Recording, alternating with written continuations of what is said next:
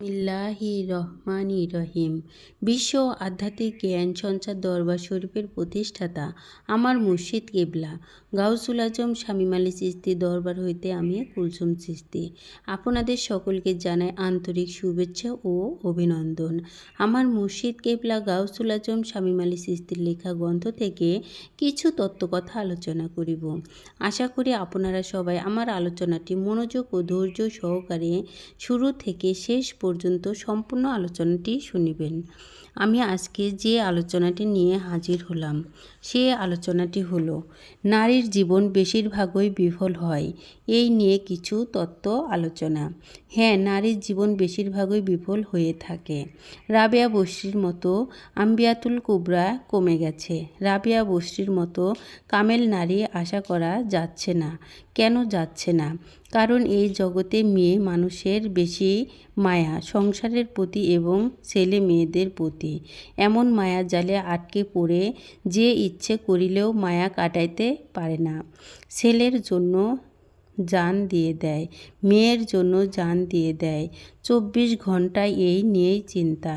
আল্লাহ ও রাসূল নিয়ে কোনো চিন্তা নাই যে আমি একদিন মরে গেলে আমার কী অবস্থা হবে।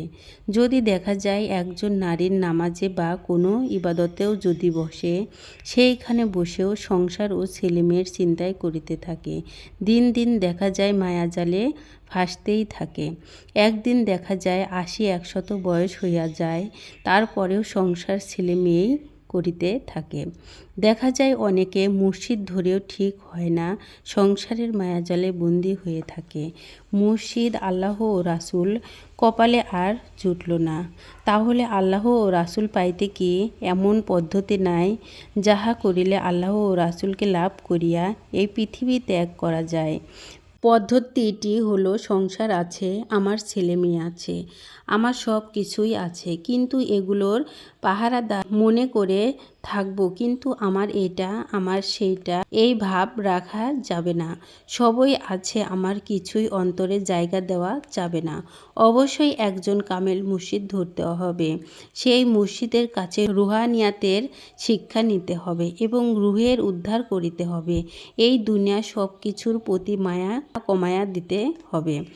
নিজ মুর্শিদের প্রতি মায়া প্রেম দিতে হবে বেশি, তখনই আমাদের মন নরম হবে, চোখে পানি আসবে। এবং কর্ম করো, ফলের আশা করিও না। ফলের আশায় কর্ম ত্যাগ করিও না। যেমন কর্ম তেমনই ফল হবে। কর্ম কত প্রকার, কোন কর্মের স্বার্থ ছাড়া হইব উদ্ধার? কোন কর্ম আছে জগতে আশা ছাড়া করিবার? আশা ছাড়া কোন কর্ম তাহা জানার দরকার। ইবাদত ও সাধন করি আমরা যদি হইতে পারি, কি ফল দিবেন আল্লাহ তিনি সম্পূর্ণ হয় তাহার ব্যাপার।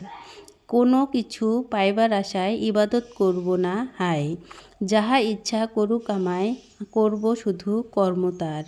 জানতে শুধু চাইব আমি, আমার কর্মে খুশি তুমি নাকি কর্মে দোষী আমি, এই কথা জানার দরকার। যত কর্ম করে যাই তোমায় ছাড়া আশা নাই, শুধু ভালোবাসতে চাই, বিনিময় কিছু নাহি চাহিবার। মালা করছি গলার মালা, মুখে দিলাম মজবুত তালা, দাও আমাকে যত জ্বালা, সহিবার শক্তি দরকার।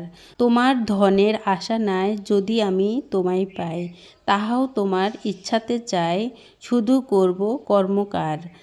কুলসুম চিশতি চাইতেছিল, চাওয়া বন্ধ করে দিল।